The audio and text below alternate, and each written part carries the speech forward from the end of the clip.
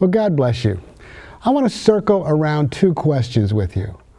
What kind of friend are you, and what kind of friend should you seek for yourself?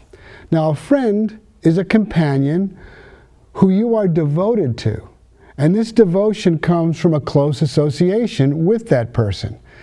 In the ancient world, a close friend was considered to be a person who, although there were two people, there was only one soul. And I think that's an interesting way to look at friendship. And we see this kind of closeness with Paul and Timothy. In Philippians chapter 2, verse 20, now these are two men from different generations, by the way. In Philippians 2:20, Paul says, "For I have no one else of kindred spirit." Now I'm reading from the New American Standard Bible. "I have no one else of kindred spirit who will genuinely be concerned for your welfare." Now other translations say, "I have no one like-minded." But this word, kindred spirit, the word itself actually means of equal soul. That's a wonderful description of a close friendship. How can you and I be better friends to those around us? First thing is to be cautious about who we take as true friends into our hearts and lives. In 1 Corinthians 15:33, here's a verse that most of our parents, if they had known this verse, they would have quoted it, but they said that's sentiment anyway. It says, "Do not be misled. Bad company corrupts good character." My parents told me that many times, and I denied it, and I was lying. God has a lot to say about friendship, but we need to be cautious about who we bring into our lives and our hearts. A lot of what God says about friendship is contained in the book of Proverbs, which is the most practical book in the Bible. A lot of books in the Bible, some lean heavy into doctrine, some lean heavy into prophecy. Almost all of them have a practical section, but Proverbs, all practical, the whole thing. So a follow-up to what we read in Corinthians is found in Proverbs chapter 22. In verse 24, it says, "Make no friendship with a man given to anger, nor go with a wrathful man, lest you learn his ways and entangle yourself in a snare." You become like your friends, which is why it's important to be cautious about who we take in as friends, and why we want to make sure that we can be the best friend possible to those around us. Now, when God is speaking in these verses, He's not talking about who you are discipling. He's not talking about the people you are bringing to Christ. We reach out to everyone. We love everyone. We bring everyone into our family at church. But be cautious with who you give your heart to as a friend. I'm sure that we all have names that come to mind of people we took as friends that ended up being bad influences in our lives. I don't know about you, but I was one of those people who was a bad influence on people's lives when I was growing up. But I want to take a short tour of friendship as we read about it in the book of Proverbs. Proverbs 12:26. It says, "The righteous person is cautious in his friendship, but the way of the wicked leads them astray." A righteous person is cautious. Doesn't mean they're unfriendly. Remember, friendship is a depth of relationship, and a righteous person is cautious in his friendship.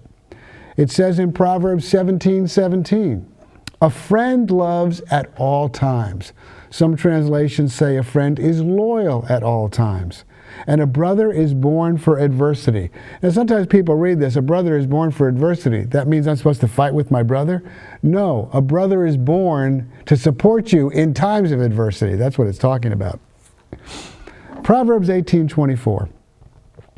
"One who has an unreliable friend soon comes to ruin, but there is a friend who sticks closer than a brother." Now, we just read that a brother is made to help us in times of adversity, and there is a friend that is so true, so reliable, that he sticks closer than a brother. Another aspect of friendship is we give good counsel to one another. In Proverbs 27:9, it says, "Oil and perfume make the heart glad, and the sweetness of a friend comes from his earnest counsel." We need to love each other enough that we discuss even the hard things with one another. So a righteous friend, the sweetness of a friend comes from his earnest counsel. So again, you can give earnest, good, godly counsel to your friends. Now the last verse I want to consider is verse 17 of this same chapter 27. This I'm going to read from the Net Bible, which means New English Translation. Not Internet Bible, but New English Translation. Proverbs 27:17. "As iron sharpens iron, so a person sharpens his friend." Now the book of Proverbs was written at the start of the Iron Age. Before this time, both knives and swords were made mostly of bronze, which is a much softer metal and does not hold an edge as well or as long as iron does. Now we would make it out of steel today, but this is 1000 BC.